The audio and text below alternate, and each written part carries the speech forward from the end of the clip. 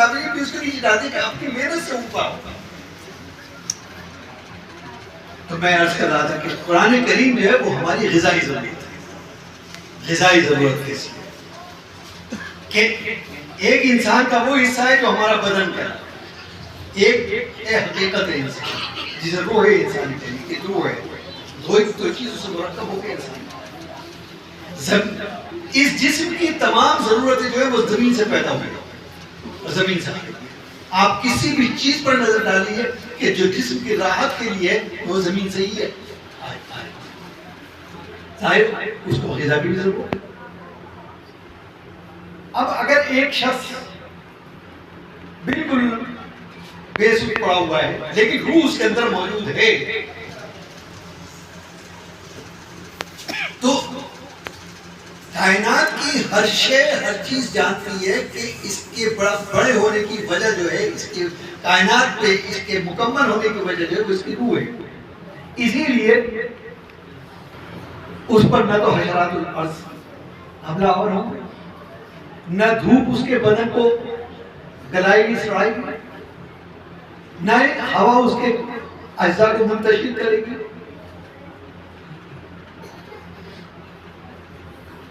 یہ تو ہوئی اس کی بات. وجہ یہ ہے کہ جب انسان کی غذا کے لیے اللہ نے انتظام کیا یہ صرف بدن کی حفاظت کی. ابھی روح کی بات نہیں ہے, ابھی صرف بدن کی بات ہے کہ ہم ایک دانہ گیہوں کا دانہ جو ہے وہ زمین میں بوتے ہیں تو پوری کائنات کو ہمارے لیے مسخر کر دیا گیا. زمین اس کو پالتی پوستی. کسان کا کام تو صرف اتنا ہی ہے کہ وہ تو اس نے اس کو بو دیا. آگے تو سارا کام اللہ ہی کر رہے ہیں. سمندر کے اندر مد و جزر پیدا ہو اس سے ابخارات اٹھے اور بادل بنے اور بادل آب رسانی کا کام کہ جہاں جہاں اللہ کا حکم ہے وہاں پانی پہنچ رہا ہے کیونکہ پانی کی ضرورت ہے. ستاروں کی گردش سے اس دانے کے اندر اس غذا کے اندر غذائیت پیدا ہوتی ہے. سورج کے طلوع اور غروب سے اس کے اندر طاقت پیدا ہوتی ہے. چاند کی گردش سے اس کے اندر غذائیت اور نمو پیدا ہوئی ذائقہ پیدا ہوتا. تو گویا ایک انسان کے جسم کی حفاظت کے لیے اللہ تعالیٰ نے پوری کائنات کو اس کی خدمت کے اندر لگا دیا. تو جب جسم کی حفاظت کے لیے اللہ نے اتنے سارے انتظامات کیے کہ پوری کائنات میں تو یہ کیسے ممکن ہے کہ جو اصل حصہ ہے جو روح کا حصہ ہے اسے بے سارا اور بے سارا مدد کر سکتے. لیکن روح عالم امر سے آئی ہے. بولے روح من امر رب بھی امر رب ہے تو اس لیے اس کی غذا بھی وہی سے ہے. وہ غذا ہے قرآن کریم. تو جو میں نے آپ سے کہا کہ یہ ہماری غذائی ضرورت ہے. غذا کی دو خصوصیت ہیں. پہلی چیز یہ کہ اس کے اندر ذائقہ ہو اور اس کے اندر طاقت ہو قوت ہو. تیسرے یہ کہ اس سے کبھی انسان کا جینا ہو. ہم بچپن سے لے کے اور آخر وقت تک روٹی کھاتے ہیں. کیا کسی انسان نے یہ کہا کہ میرا روٹی سے بالکل جی بھر گیا؟ صبح کو بھی کھاتے ہیں, شام کو بھی کھاتے ہیں, پھر اگلے دن یہ بات کرتے ہیں. لیکن کوئی انسان یہ نہیں کہتا. دوسرے کہ اس غذا کھانے سے ہمارے اندر تقویت پیدا ہوتی ہے, ہمارا بدن مضبوط ہوتا ہے. اگر وہ چھوڑ دیں تو کیا ہو گیا؟ بدن سوکھ جائے گا, تقویت ختم ہو جائے گی. یہی صورت قرآن کریم وہ اللہ تعالیٰ کی طرف سے غذا بنے گی. وہ روحانی غذا ہے. وہ روحانی غذا اس لیے کہ ہم نماز کے اندر پانچوں نماز کے اندر ہر رکعت کے اندر قرآن کریم پڑھتے ہیں. لیکن ایک ہی کلام کو ہم بار بار پڑھے جا رہے ہیں. کیا ہمارا جی اتارتا ہے؟ کبھی نہیں. کسی مومن کو آپ نے یہ نہیں سنا ہوگا کہ میں ایک ہی بات ایک ہی کتاب کو پڑھتے پڑھتے میرے جی. اس لیے کہ جتنی مرتبہ پڑھیں گے وہ ایک نئی تازگی کو پیدا کرے گا.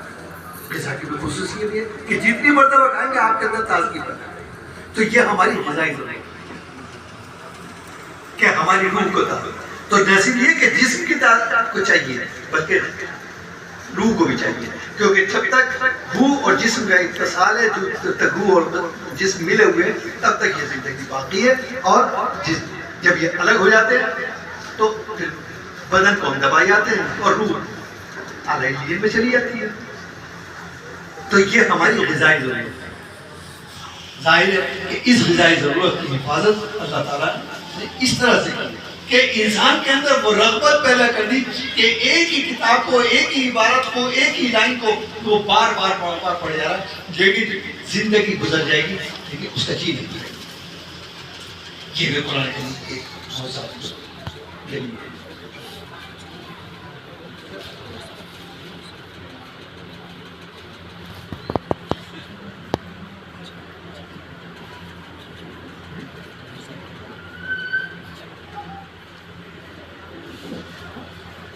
بہرحال یہ کہ نبی کریم علیہ السلام کو جو معجزات عطا کیے، یہ معجزہ ایسا ہے کہ قیامت تک، کیونکہ نبی کریم علیہ السلام کی دو حیثیتیں، ایک ہے انما انا بشر مثلکم، کہ میں تمہاری جیسا بشر ہوں، تمہاری جیسا انسان، اور ایک ہے انما بشر مثلکم یوحی الی، لیکن ان پر وحی آتی ہے، رسالت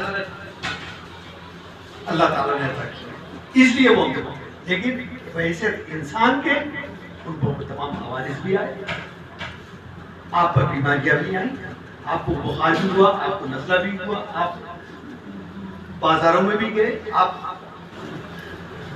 جتنے بشری حوادث ہیں وہ سارے طے۔ یہ ایک چیز اور ہمارے سامنے آتی ہے کہ جب ہم مبالغہ کرتے ہیں تو ایک ہے مبالغہ کرنا بلا دلیل بھی، ایک ہے اس کے لیے دلیل چھوڑا۔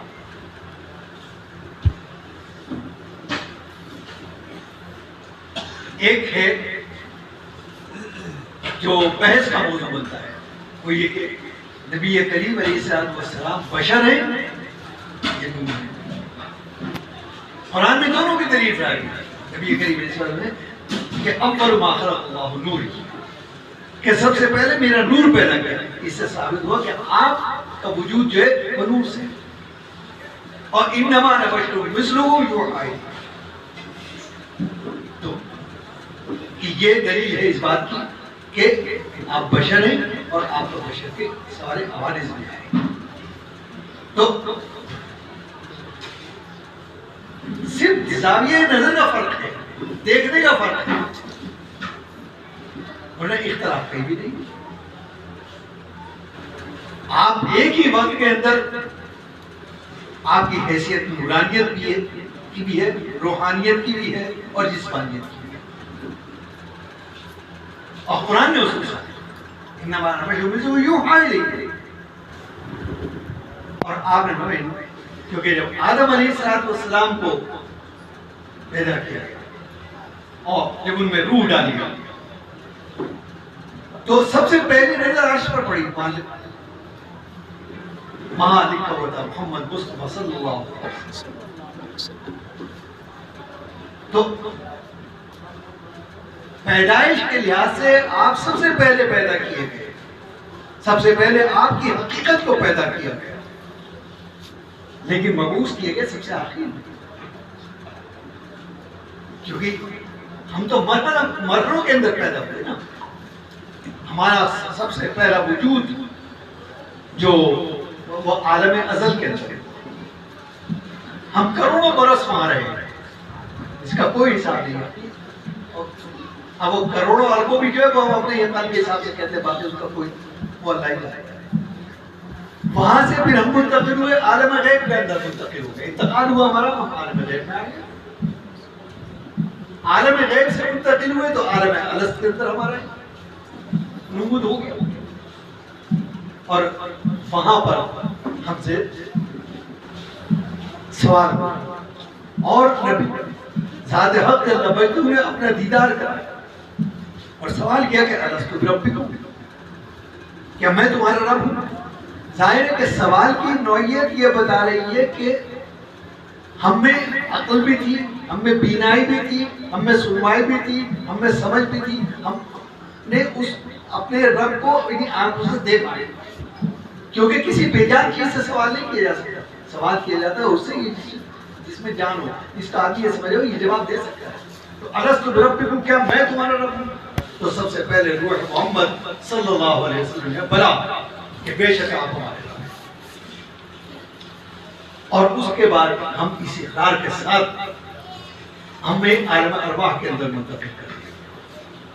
اب وہاں سے ہم اللہ کی مشیت جب جس چیز کے لیے ہم دنیا کے اندر آ رہے ہیں اور یہ قیامت ہے، پھر اس کے بعد یہ ایک وقفہ ہے 50 سال 100 سال 80 سال 60 سال، یہاں ہم نے ایک وقت گزارا اور یہاں سے پھر رخصت ہو گئے، پھر عالم برزخ میں چلے گئے، پھر عالم حشر میں، جو مسلسل ایک سفر ہے۔ تو بات میں عرض کر رہا تھا کہ یہ ساری چیزیں جو ہے یہ کہاں سے آئی ہیں، کس نے بتائی؟ یہ قرآن کریم نے، ظاہر ہے کہ انسان کا تو نہیں آتا، تو قرآن سے ہمیں علم حاصل ہے، یہ بھی قرآن کریم کا معجزہ تھی۔ آج یہ دنیا کی ترقی جو آپ دیکھ رہے ہیں، ترقی تو ہر دور کے اندر ہوئی ہے مختلف نوعیتوں سے، لیکن آج جن چیزوں کو ہم دیکھ رہے ہیں، ہم اپنی آنکھوں سے دیکھ رہے ہیں کہ قرآن کریم کی حقانیت کا یہ ثبوت ہے کہ جس بارے میں قرآن کریم نے نشان دیا، فضاؤں کے بارے میں، سمندروں کے بارے میں، ہواؤں کے بارے میں، پہاڑوں کے بارے میں، ایک طبقے کو لگا دیا علماء کو کہ اس کی تشریح کریں گے، اور ہمارا کام ہے ہم دعویٰ پیش کریں گے، اور دوسری قوم کو لگائے کہ وہ دلیل پیش کریں، وہ دلائل پیش کرنے دوسری قوم اور ثابت کرنے کی یہی قرآن ہے۔ تو قرآن کریم کے بہت سے معجزاتی پہلو ہیں، بہرحال ابھی اتنا وقت نہیں ہے کہ میں اس میں کوئی تفصیل، یہ تو صرف میرے بڑوں کا، میرے بزرگوں کا حکم تھا کہ میں چند باتیں آپ کے سامنے کروں، ابھی کیونکہ جیسے کہ مولانا نے بتایا کہ میں ابھی آگے سفر ہے، بہرحال میرے لیے یہ سعادت کا موقع ہے کہ مجھے یہاں آپ حضرات کی اللہ تعالیٰ نے زیارت کا موقع عطا فرمایا، اللہ تعالیٰ اس مدرسے کو دن دنی رات چوتھی ترقی عطا فرمائے۔